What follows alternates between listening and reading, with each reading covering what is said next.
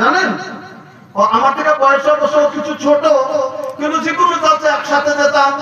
ও জালসা যখন প্রথম শুরু করে তখন এই আপনাদের দক্ষিণ দিনাজপুরে ডক্টর নুরুল ইসলাম রাহিমার আমি একই সঙ্গে ছিলাম।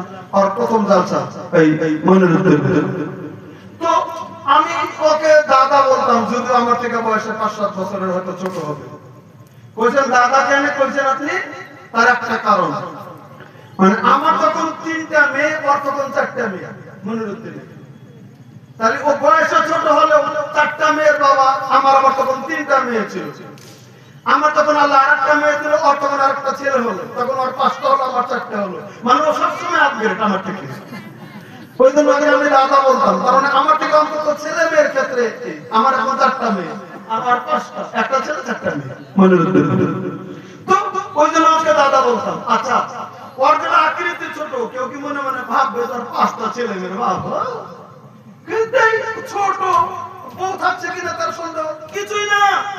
এমনি দেখতে খাটো, কিন্তু ইনশাআল্লাহ ওর ওজন করতে গেলে শরীর খুব ওজন, আমাদের সমান সমান ভারী।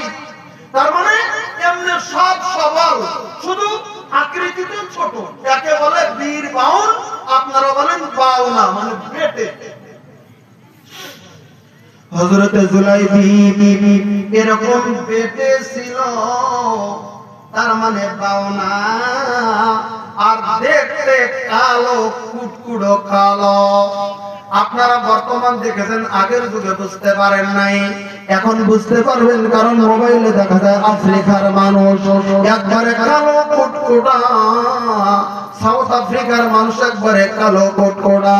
তার মানে একদম কালি পাল্লার মতো কালি, এরকম কালা কুটকুড়া আফ্রিকার মানুষগুলি একবারে কালো কুটকুড়ো।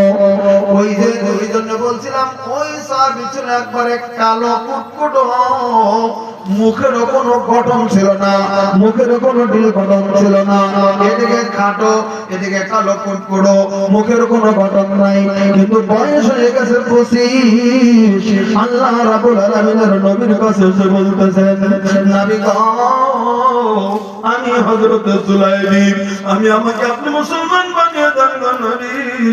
আমার বাবা নাই, মা নাই, বংশের কেউ নাই। আমার বাবা মামাকে ছোট থেকে চলে গিয়েছিল মদিনাতুল মুনাওয়ারাতে। আমার কোনো বংশের পরিচয় নাই গো নবী। আমি মানুষের দ্বারে দ্বারে দ্বারে দ্বারে ঘুরে ঘুরে ঘুরে বেড়ে আমি চলি।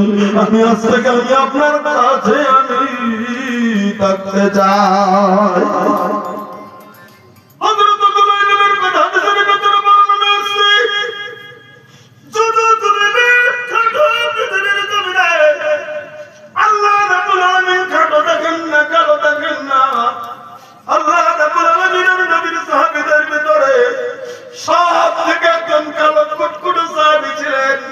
তার নাম কি আপনারা জানেন?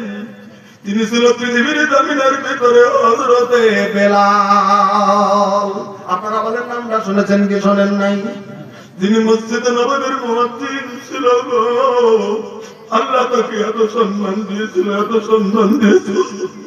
সাহাবীদের ভিতরে কুটকুট হযরতে বেলাল, ঈমানের তাজাল্লি। সাহাবীদের ভিতরে তো বড় ছিল ঈমানের তাজাল্লি।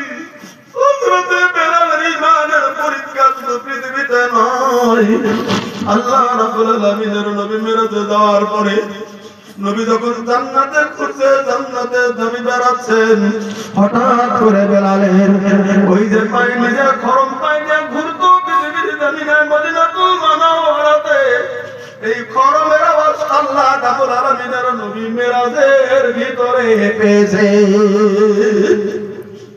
হযরত জিবরিলকে জিজ্ঞাসা করলেন, জিবরিল কে গো?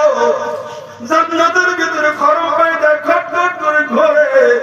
হযরত জিবরিল জানিয়ে দিলেন, নবী ওটা অন্য কেউ নয়, আপনার কালো কুটকুটো সাহাবী হযরতে বেলাল।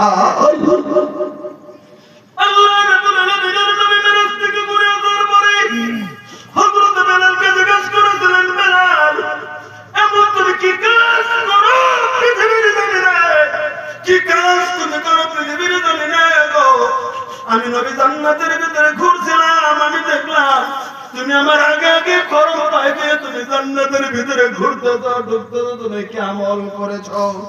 হযরতে বেলাল চোখের পানি ঝরঝর করে ছেড়ে দিয়েছে। হযরতের